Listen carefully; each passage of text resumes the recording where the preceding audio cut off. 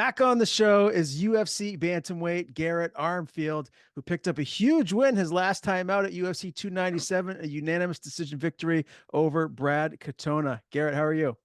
I'm great, man. Thanks for having me on again. It's always a pleasure to talk to you. Yep. Always great talking to you, man. And as I was telling you before we started this interview, holy smokes, what a win. What a big performance. And it's your coming out party. It has to be. For anyone that didn't know just how darn good you were as a fighter, they know now. What kind of Yeah, feedback are you getting from people from the MMA community post that big win? man. I've only gotten love, especially from the Canada or the Singapore fight. Ever since then, I've always heard that like MMA fans can be kind of brutal to you, and I always hear about people getting these awful DMs and stuff. I've been really fortunate so far to have none of that yet. I guess not a lot of people are betting a lot of money on me yet, so that's why I haven't gotten the like the hate messages. But man, honestly, from the support, especially being in Canada, fighting a Canadian, I got a lot of positive support from them, and I had people like stopping me to ask to take pictures out in public when I spent the next couple of days in Toronto. So overall, I think I've gotten a positive fan reaction, and I think the fans do enjoy my style. Yeah, clearly. And this is easily the biggest win of your career. Do you kind of feel like an Ultimate Fighter champion now? Yeah, I do. Actually, I do feel way more confident in my abilities now. I think I kind of needed that tough fight because honestly, before that, any like big name fight I had dropped not dropped the ball, but I didn't get the win done.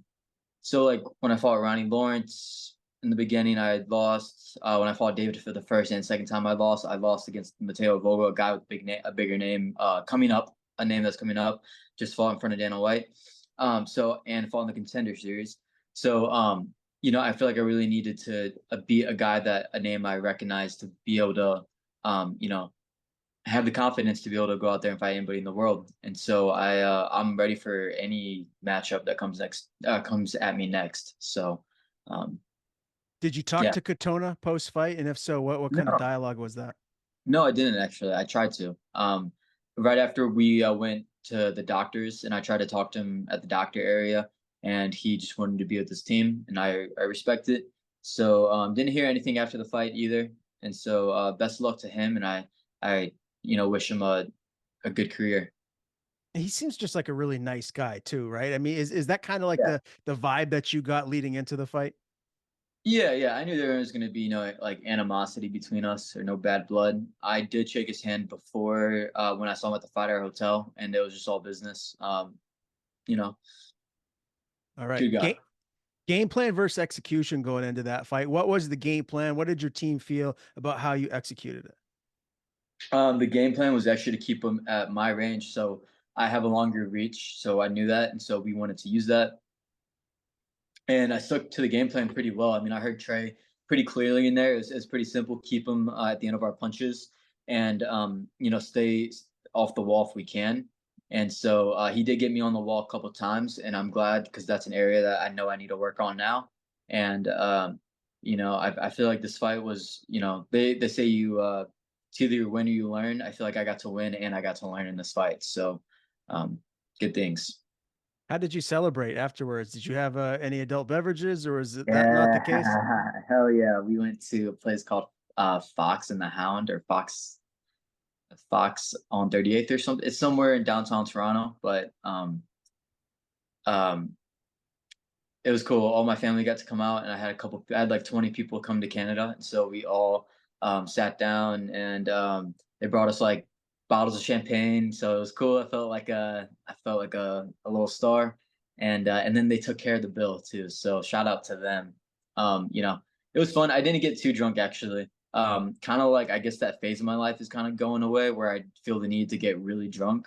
So now I've gotten better. I usually control it pretty well. Yeah, that's good. And the older you get too, just the worse it is. I don't know if you've Yeah. seen that video. It goes around on Instagram where it's someone a night after drinking heavily in their 20s and they're Oh, skipping around and all. And then in their 30s, it's like the guy from The Hangover. And then in your 40s, it's like you're on your deathbed. you're on your deathbed. Yeah. It's funny. The older I've gotten too, it's like with drinking and then with eating sugar before I go to sleep. I'll wake up feeling kind of sick. Mm. Whereas like when I was a kid, I could eat ice cream all day. Yeah. Yeah. Well, the joys of getting older, my friend. Let's talk a little bit about, your coach, Trey Ogden. He's got a fight March the Yeah. 23rd. So does Miles Johns. How have they been looking in camp? What do you think we're going to see in both of those matchups? Um, I think that's another opportunity for Marathon to kind of build its brand again. We got two guys on the card, a fighter coach duo, and they have been looking both extremely sharp, and I'm excited for both of them. Trey's had a long, like a 8-10 week camp, and so he's been able just to game plan and focus. Miles took a short notice 2 weeks, and it was like a flip of a switch. He was like, uh, time to kill mode. So to be honest with you, it's been kind of shitty being the one that's not in camp because I'm getting my ass kicked about every day between both of them. It's bouncing back and forth, getting my ass kicked.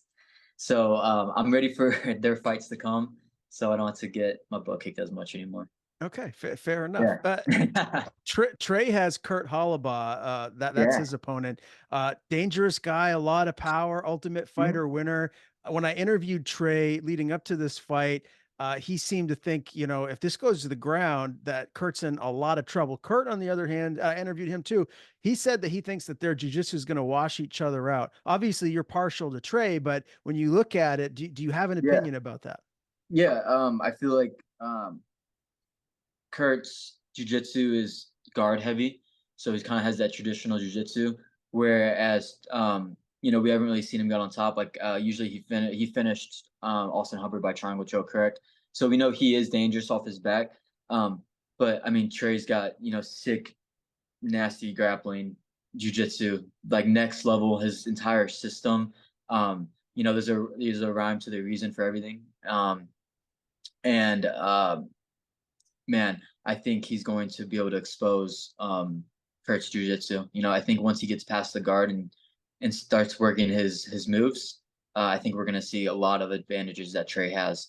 And then again with the striking, I think Trey's going to be able to be elusive and kind of evade those hard shots of Kurt because we do Mhm. respect his power. We do know he comes forward, and we're prepared for that. And I'm excited for Marathon to go 2-0 that night.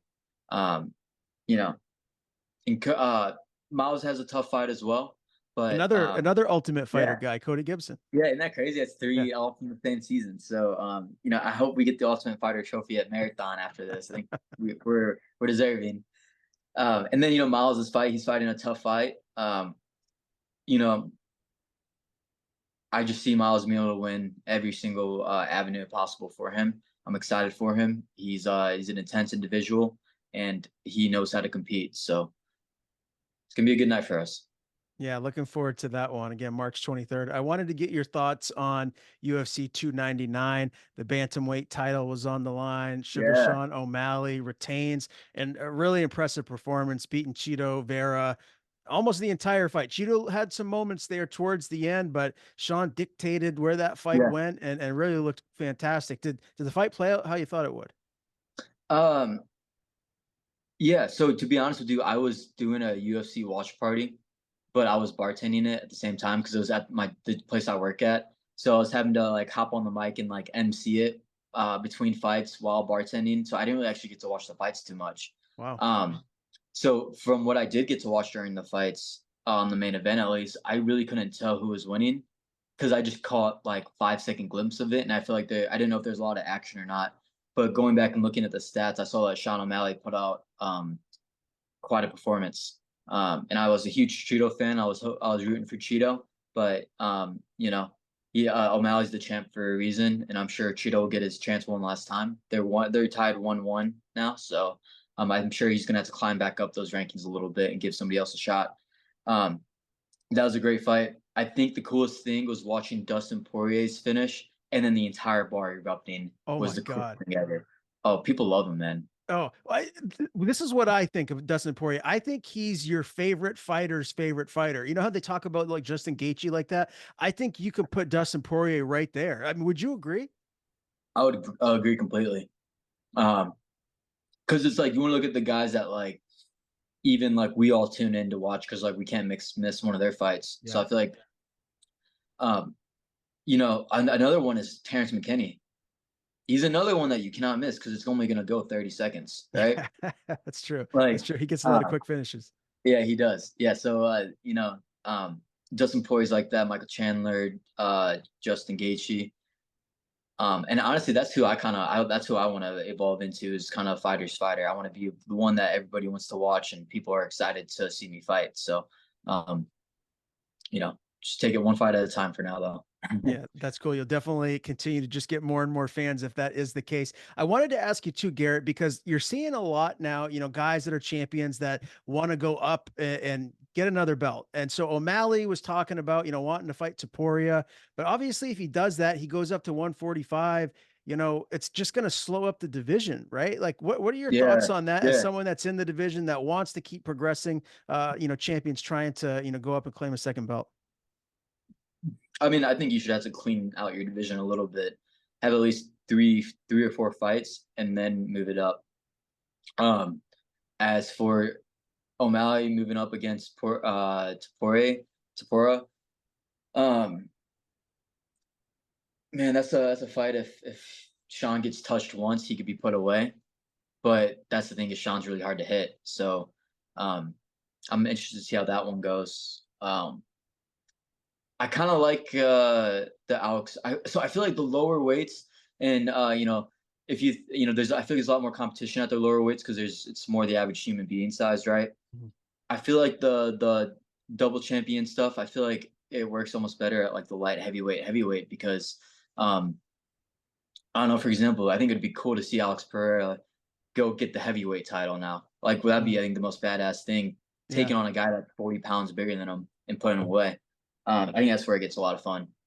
Yeah, no, for sure. And Pereira's got the power to do it too. Yeah. He's someone that he's just terrifying. And I think Yeah. he must walk around at this point, like he must walk around at 230 pounds.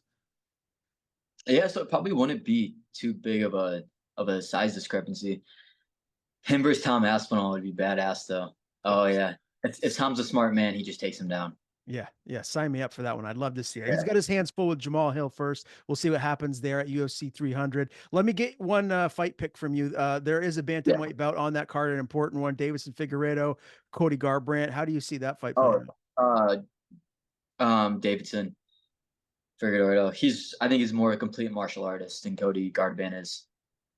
Okay, so you got the former 125-pound champ getting that one done against the former champion himself, Cody Garbrandt. Let's Yeah. talk about what's next for you, Garrett. Obviously, you definitely going to get an even bigger fight now. You're looking great in there. I know the UFC is coming to St. Louis May Yeah. 11th. What do you want? Who do you want? And I have to imagine you want to be on that St. Louis card no matter what. Yeah, so I'm really pushing for that on social media. Um, I don't know how much influence that holds over to the actual UFC brass, but I'm trying my hardest. I'm showing effort, and I really want to be on that card in front of my hometown. And actually, it would be like almost to the day, the 1 year anniversary of me moving to Kansas City and kind of like having a career resurgence. So or I guess a career surgeon's the first surge, right? And so I want Brady Hiestand. A lot of people have been asking for it on social media. We're both 2-1. I think it's a banger matchup. And then Marcus McGhee is one that gets my ass out of bed in the morning that I would love to fight. So he's a tough matchup, and we'll see who the next man to get closer to the top 15 is. So Marcus McGhee or Brady Hiestand.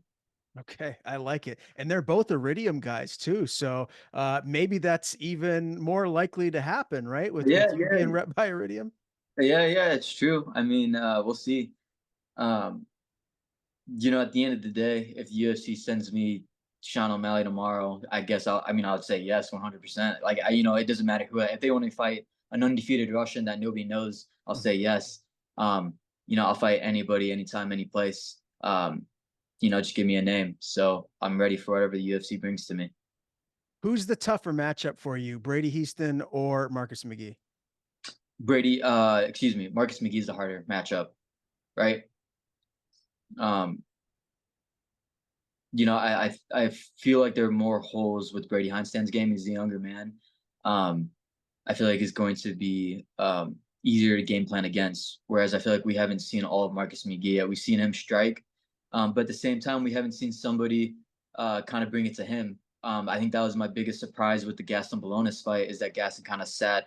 I don't know if you watched that fight, but great performance by Marcus. But I also feel like Bolonis kind of was a little gun shy. And that's one thing when you're fighting Garrett Armfield is that there's going to be no feeling out process. I usually get right to my game plan right away. Do you feel like if you get one of those matchups, a finish is going to happen? Do you think you finish either Brady or Marcus? Yes, I believe I do. I believe that Marcus also knows that he's a great striker as well. And, um, I think we're both uh, adept enough to go into the middle and get some clean shots, but I put him away. Okay. I like both of those callouts. I think that would be either fight would be really And interesting. then they make sense too, Yeah. right?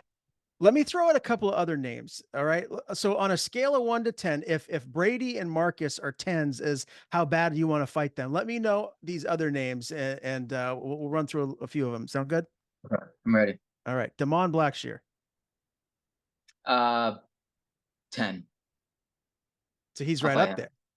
Yeah, Okay. he's good. Yeah, Yeah. I want to fight the guys that scare me a little bit. Okay. John Castaneda. Oh, 8. Ayman Zahabi. I mean, I'm not super interested in fighting him. It'd be cool, but I don't know, like 7, 8, Okay. 6. Daniel Marcos. That would be a fun one because I know his coaches. So actually, I used to be coached by his coach a couple times. So I was put a 10 up there on that one too. Rinya Nakamura. Um, if I got to go back to Asia to fight him, I don't know if I want to do that. I'm tired of traveling. Mm-hmm. But that's He, another one people keep tossing around to me is him. So 10, I will fight anybody. okay. Montel Jackson. Montel Jackson. Um,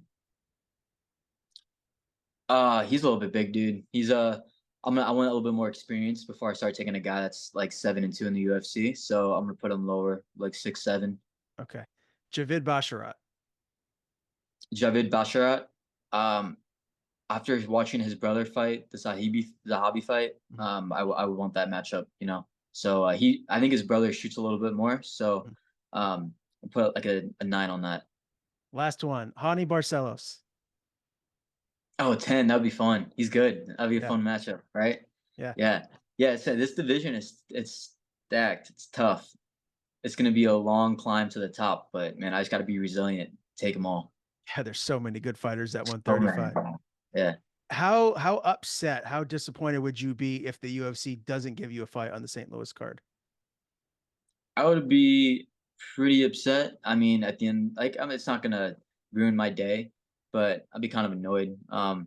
Not annoyed, but so like the reason I want to fight in St. Louis is because I really believe that to build your brand, you got to start small and go local. And I'm from St. Louis. I feel like that's a great opportunity for me to build my brand there.